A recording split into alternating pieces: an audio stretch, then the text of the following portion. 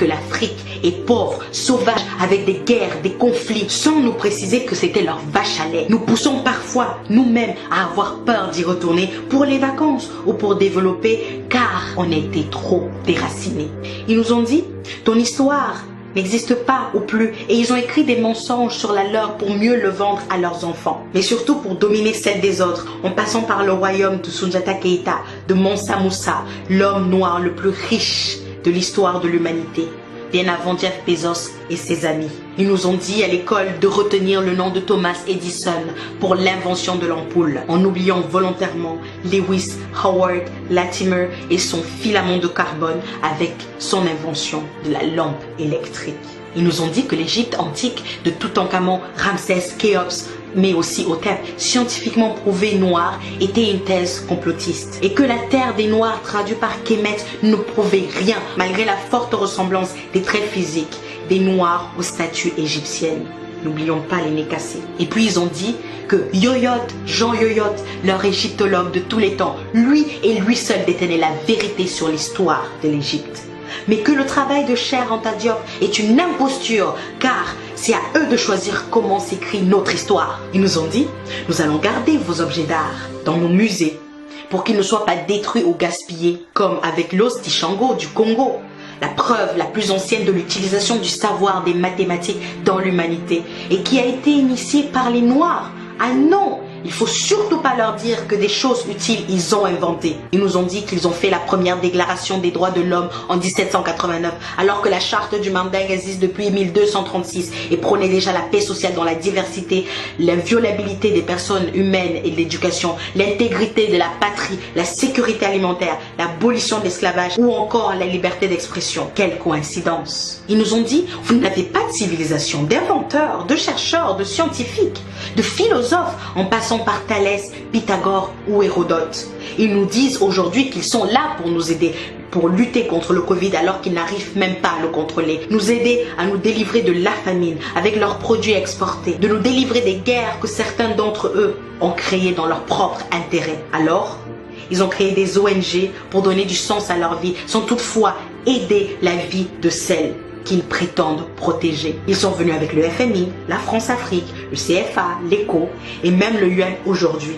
En toute sincérité, ils nous ont dit, et on y a cru pendant des siècles et des siècles jusqu'au 21e. Sincèrement, éperdument, naïvement, on s'est laissé convaincre et on a accepté ces mensonges. Et aujourd'hui, on nous traite de complotistes lorsqu'on veut rétablir l'histoire qu'ils ont falsifiée. Sommes-nous si faibles? Avons-nous oublié les recherches de Cheikh Anta Diop sur l'Égypte antique noire et leurs prouesses mathématiques, arithmétiques, scientifiques, agricoles et en médecine et en architecture, en littérature mais aussi en politique? Avons-nous oublié Madiba Mandela, Angela Davis, Thomas Sankara, Rosa Parks, Patrice Lumumba, Martin Luther King, Myriam Makeba, Malcolm X, Aimé Césaire et tous les autres? Et puis à moi, ils m'ont dit, ça y est, tu as la nationalité. Comme Adama Traoré, ta vie va changer. Et mes origines les ont toujours obsédées. Ils m'ont dit, il faut t'intégrer. Je me suis exécutée et j'ai parfois oublié mon passé. Ils m'ont dit, oublie ton passé pour avancer, alors que c'était juste pour me manipuler. Ils m'ont dit, arrête de parler, de te victimiser. C'est mieux ici comparé aux États-Unis. Chez nous, il y a l'égalité, du moins sur le papier. Ils m'ont dit, ta coiffure ne convient pas au poste. Je suis allée défriser, tisser, les cacher. Ils m'ont dit, ton accent est trop prononcé. J'ai commencé à whiteiser. Ils m'ont dit, ton nom n'est pas assez francisé. J'ai pensé à le changer.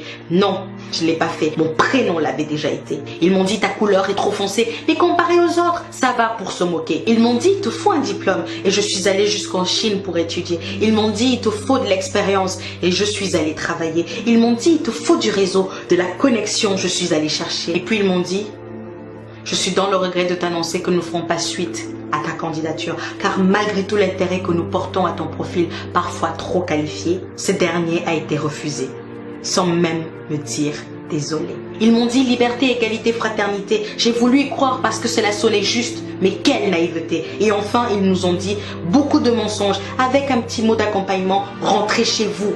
Et ça au moins, c'était vrai. Chers amis, chères sœurs, chers frères, chers pères, chères mères, pour que la vérité et le respect, la cohésion, la paix, pour que le Black Lives actually matter. Il va falloir qu'on se réapproprie notre histoire, qu'on la transmette à nos enfants comme la Chine le fait avec les siens pour la réhabiliter. Il va falloir qu'on apprenne que le communautarisme qu'il pointe du doigt, c'est pour nous éloigner de la force économique qui va nous mener à cette dignité tant quémandée.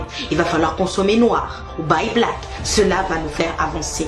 Il va falloir rentrer en Afrique, comme ils le disent, rentrer chez vous, pour que le continent soit enfin développé. Il va falloir qu'on se réapproprie nos terres que la Chine achète par milliers pour ne pas se retrouver expropriés. Il va falloir qu'on construise notre identité sans oublier notre passé.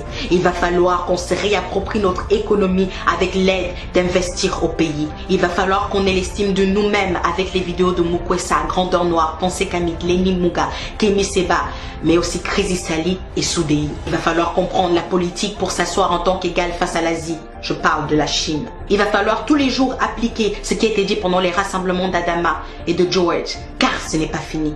Il va falloir améliorer notre image comme le font les pays asiatiques en faisant du storytelling ou du marketing. Il va falloir s'insurger face à nos gouvernements qui laissent perdurer ce mépris.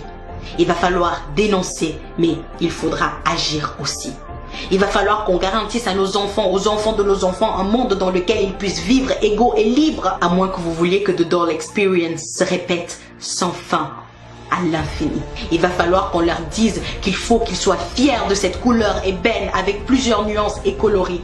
Il va falloir détruire les chaînes mentales. Il faut que ce soit définitif. Il va falloir leur répéter tous les jours qu'ils sont beaux, forts, brillants, intelligents, courageux et créatifs. Il va falloir leur dire qu'ils ne doivent laisser personne décider de qui ils sont ou doivent être dans cette humanité parfois racisée. Il va falloir leur dire que personne ne fait le choix d'être noir ou blanc car ce sont des couleurs créées pour diviser. Il va falloir se demander si nous allons continuer d'accepter qu'ils nous dictent notre conduite et surtout qu'ils nous autorisent cette liberté ou allons-nous l'arracher. Il va falloir être prêt car ça va être difficile. C'est un combat qu'ensemble nous allons, main dans la main, gagner pour que le racisme ordinaire, institutionnalisé, systémique, étatique ou ethnique soit enfin dans ce monde éradiqué. Il va falloir arrêter de nous plaindre pendant une semaine et puis retourner à nos selfies. Plouf! Lutte oubliée. Et enfin, il va falloir se demander, et si c'était moi? Au TEP.